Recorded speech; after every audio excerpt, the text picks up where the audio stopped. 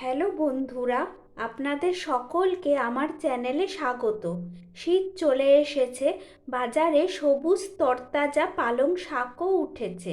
আর এই পালং শাকটি খেতে আমরা প্রায় সকলেই ভালোবাসি। আর তা যদি হয় পালং শাকের শুক্তো, তো কোনো কথাই নেই। তাই আজ আমি আপনাদের সামনে নিয়ে এসেছি খেতে ভালো লাগা পালং শুক্তো।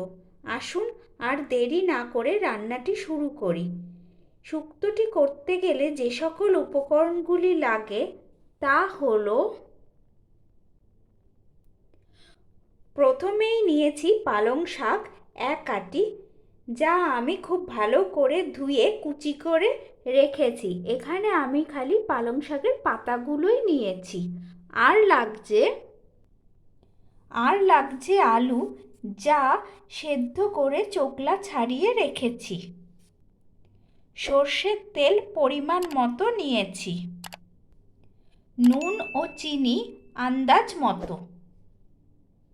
আদা বাটা 1 চামচ, হলুদ গুঁড়ো অল্প। ফোড়নের জন্য একটি তেজপাতা ও অল্প রাঁধুনি। তো চলুন এবার আমি রান্নাটি শুরু করছি। প্রথমে গ্যাস জ্বালিয়ে একটি কড়াই বসিয়েছি। এর মধ্যে পরিমাণ মতো সর্ষের তেল দিচ্ছি।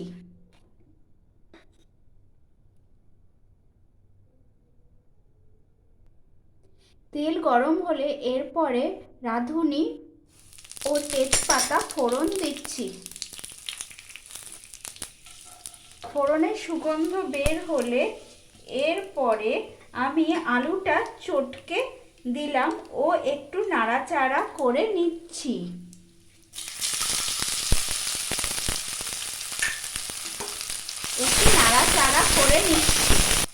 এরপর এর মধ্যে আন্দাজ মতো নুন ও চিনি দিয়ে দিচ্ছি ও নাড়াচাড়া করে নিচ্ছি।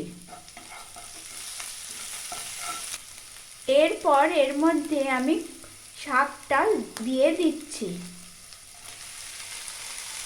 ও ভালো করে মিশিয়ে নিচ্ছি।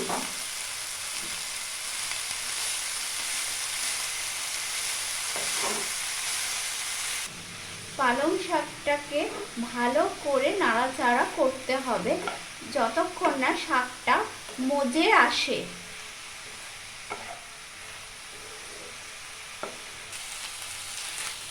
দেখুন শাকটা অনেকটা মজে এসছে।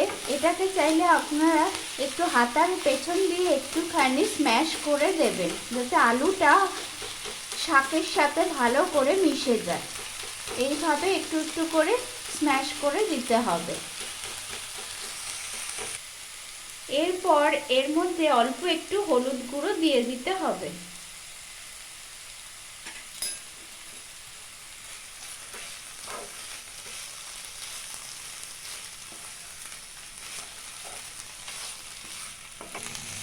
শাকটা ভালো করে মজে এসেছে। এরপর এর মধ্যে আমি আদা বাটাটা দিয়ে দিচ্ছি।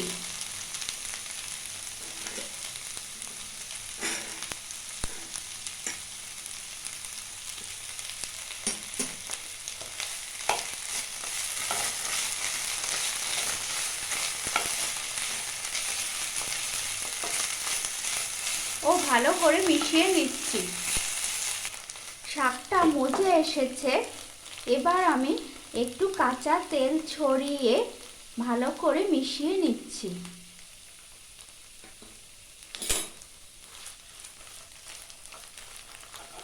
ভালো করে মেশানো হয়ে গেছে।